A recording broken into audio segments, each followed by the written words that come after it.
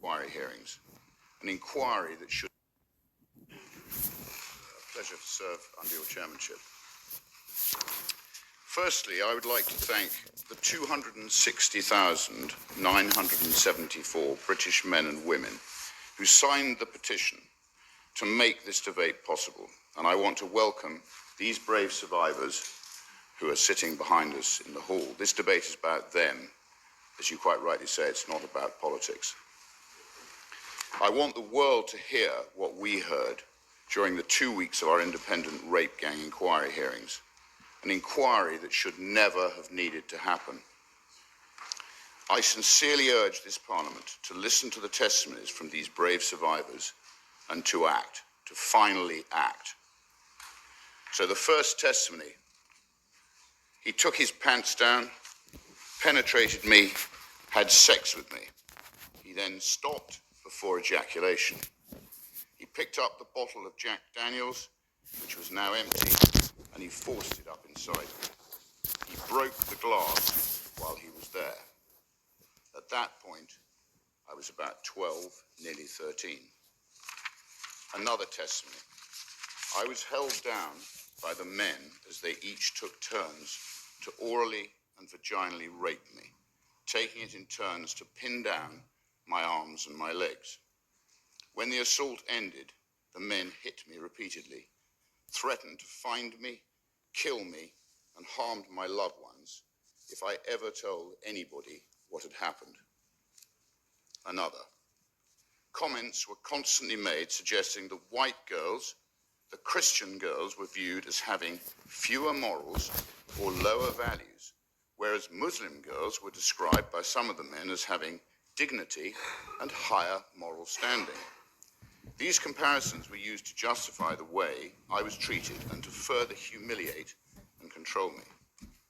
Another: she was a white woman herself, who I imagine may have been groomed, and has obviously now married into the family, shouting obscenities at us.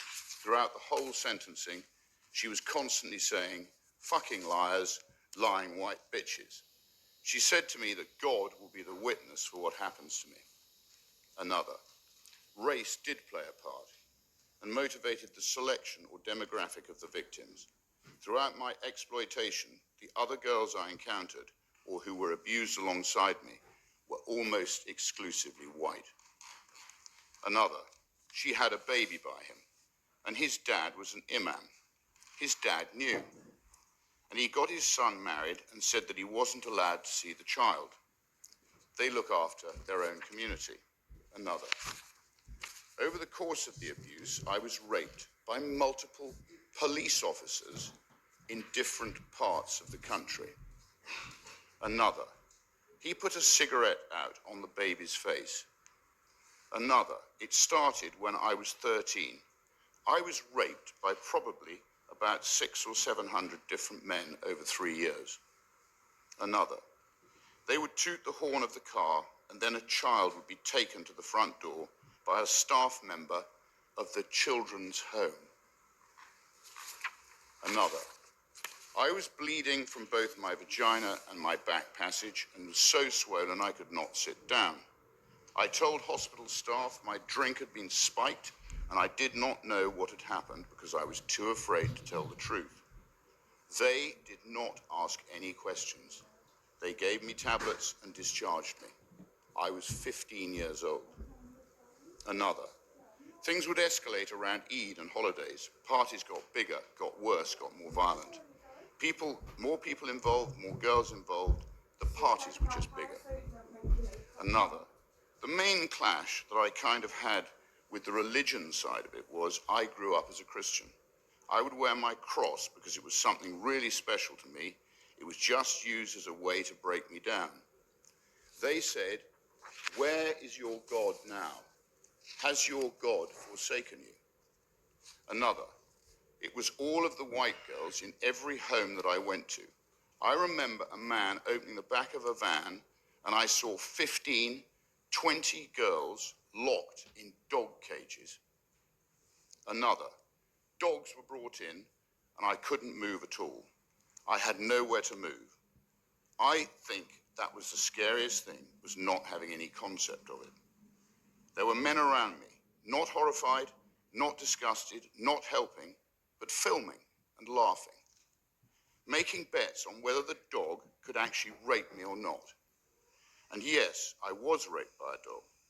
The man just held my face, stared me down straight in the eyes, and he wanted to see me break, and he did. Another, I just wanted to stop and not happen to any other children, and for people to actually act, to do something and stop being so scared. I could continue for hours and hours. All of us in this building have a responsibility to finally act. Not to talk, but to act. Our Rape Gang Inquiry report will be released in the coming days. It will change Britain for good. Thank you. Steve Young. Thank you, Madam Chair. It's a pleasure to serve under your chairmanship.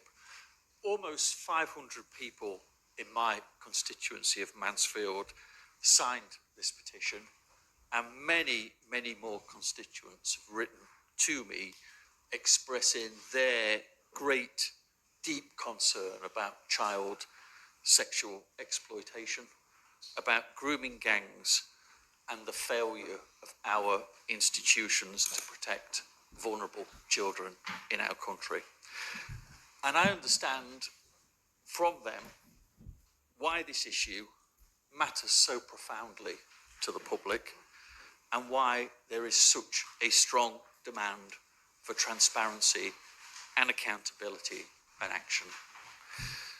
Where child sexual exploitation has occurred, including in organised gang-based offending, the failures of our police forces, our councils and our safeguarding agencies have had absolutely devastating consequences. I'll gladly give way. Thank you for giving way. When I was a county councillor in Nottinghamshire, I asked the Children's and Young People's Committee on a number of occasions where child exploitation in Notts was taking place, what age group it was affecting, what genders, and I was publicly and both privately denied that information.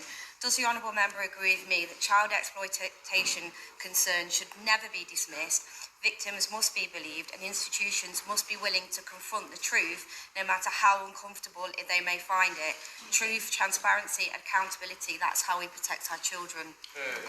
Steve Young. Well, I thank the Honourable Member for Sherwood Forest for her intervention, and of course I wholeheartedly agree with the views that she's expressed. I think too often our vulnerable children were failed, absolutely failed, because our institutions worried more about reputational damage and about political sensitivity and about some kind of corrupted political